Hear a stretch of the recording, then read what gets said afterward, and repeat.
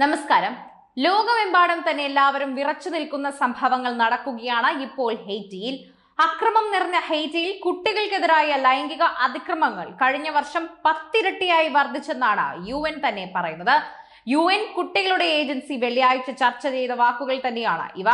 തലസ്ഥാനത്തിന്റെ ഭൂരിഭാഗവും നിയന്ത്രിക്കുന്ന ഗുണ്ടാ സംഘങ്ങൾ കുട്ടികളെ റിക്രൂട്ട് ചെയ്യുന്നതിന്റെ വർധനവ് ഹെയ്റ്റി പതിറ്റാണ്ടുകളായി തന്നെ രാഷ്ട്രീയ അസ്ഥിരതയിൽ മുങ്ങിയിരിക്കുകയാണെന്ന് പറയാം. സമീപ വർഷങ്ങളിൽ കൂടുതൽ ശക്തരായ ക്രിമിനൽ സംഘങ്ങൾ ഇത് കൂടുതൽ വഷളാക്കിയെന്നുകൂടി കൂട്ടിച്ചേർക്കേണ്ടിയിരിക്കുന്നു. തലസ്ഥാനമായ പോർട്ട് ഓ പ്രിൻസിന്റെ 85% ഇപ്പോൾ ഗുണ്ടാ സംഘങ്ങൾ നിയന്ത്രിക്കുന്നുണ്ട്.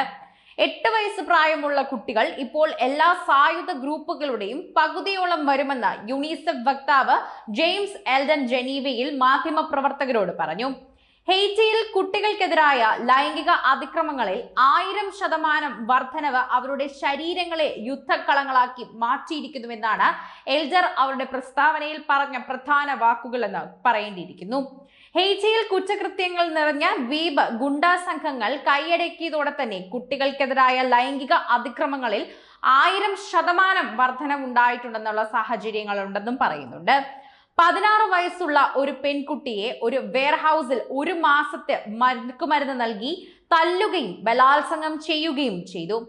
16 വയസ്സുള്ള പെൺകുട്ടി റോസലിനെ ആയുധധാരികളായ ആളുകൾ തട്ടിക്കൊണ്ടുപോയി എന്നാണ് പറയുന്നത്.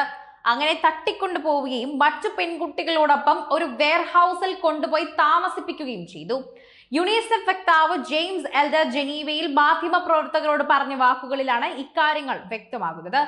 അവിടെ അവളെ വ്യാപകമായി മർദ്ദിച്ചുവെന്ന് അയാളുടെ പ്രസ്താവനയിൽ വ്യക്തമായി തന്നെ പറയുന്നുണ്ട്.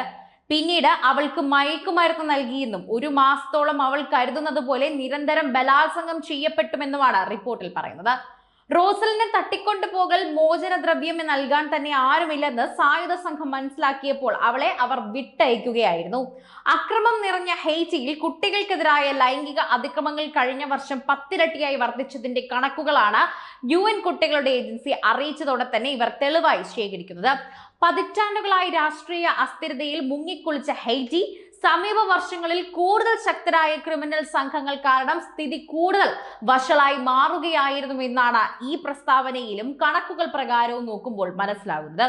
തലസ്ഥാനമായ പോർട്ട് ഔ പ്രിൻസിന്റെ 85% ഇപ്പോൾ ഗുണ്ടാ സംഘങ്ങളുടെ നിയന്ത്രണത്തിലാണെന്നും 8 വയസ്സ് പ്രായമുള്ള കുട്ടികൾ പോലും ഇപ്പോൾ സായുധ സംഘങ്ങളുടെ പകുതിയോളം വരുമെന്നും യുണിസെഫ് തന്നെ അവരുടെ കണക്കുകൾ പുറത്തഴിച്ച് പറയുന്നുണ്ട്. ഹെയ്റ്റിയിൽ കുട്ടികൾക്കെതിരായ ലൈംഗിക അതിക്രമങ്ങൾ തന്നെ വർദ്ധിച്ചത് ഇപ്പോൾ വർധനവ് കണക്ക് കൃത്യമായി പറയുമ്പോൾ എല്ലാവരും ഞെട്ടുന്നുണ്ട്. ഇത് അവരുടെ ശരീരങ്ങളെയാണ് യുദ്ധക്കളമാക്കി മാറ്റിയിരിക്കുന്നതെന്ന് പറയുന്നു. അവരുടെ ശരീരം ഉപയോഗിച്ച് ഇവർ യുദ്ധമുണ്ടാക്കുന്നു. ഇങ്ങനെയായിരുന്നു എൽഡർ പറഞ്ഞ വാക്കുകളിൽ എല്ലാവരെയും വേദനിപ്പിച്ച ഒരു വരി. 2023 മുതൽ കഴിഞ്ഞ വർഷം വരെ രേഖപ്പെടുത്തിയ 10 ഇരട്ടി വർധനവ് സായുധ സംഘങ്ങൾ കുട്ടികളിൽ സങ്കല്പിക്കാനാവാത്ത ഭീകരതകൾ അടിച്ചേൽപ്പിക്കുമ്പോഴാണ്.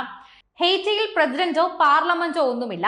ക്രിമിനൽ സംഘങ്ങളും ദാരിദ്ര്യവും അതുപോലെ മറ്റു വെല്ലുവിളികളും എന്നിവയുമായി ബന്ധപ്പെട്ട തീവ്രമായ അക്രമം കൈകാര്യം ചെയ്യാൻ പാടുപെടുന്ന ഒരു പരിവർത്തന സ്ഥാപനമാണ് ഹെയ്റ്റിയെ ഭരിക്കുന്നത് തന്നെ. കഴിഞ്ഞ വർഷം ഹെയ്റ്റിയിൽ കൂട്ടക്കൊലയുടെ ഫലമായി 5600-ലധികം പേർ കൊല്ലപ്പെട്ടിട്ടുണ്ട്. ഇത് 2023 അപേക്ഷിച്ച് 1000-ഓളം കൂടുതലാണെന്ന് ഐക്യരാഷ്ട്രസഭയുടെ കണക്കുകൾ സൂചിപ്പിക്കുന്നു. 10 ലക്ഷത്തിലധികം ഹെയ്റ്റിക്കാർക്ക് വീടുകൾ വിട്ട് പലായനം ചെയ്യേണ്ടി വന്നിട്ടുണ്ട്. 1 വർഷം മുമ്പുള്ളതിനേക്കാൾ 3 ഇരട്ടി എന്ന് വേണം പറയാൻ. കഷ്ടപ്പാടുകൾ വളരെ വലുതാണ് അവർ അനുഭവിക്കുന്നത്. രാജ്യത്തെ 1.2 ദശലക്ഷം കുട്ടികൾ സായുധ അക്രമത്തിന്റെ നിരന്തരമായ ഭീഷണിയിലാണ് ജീവിക്കുന്നതെന്നും അദ്ദേഹം കൂട്ടിച്ചേർത്തു.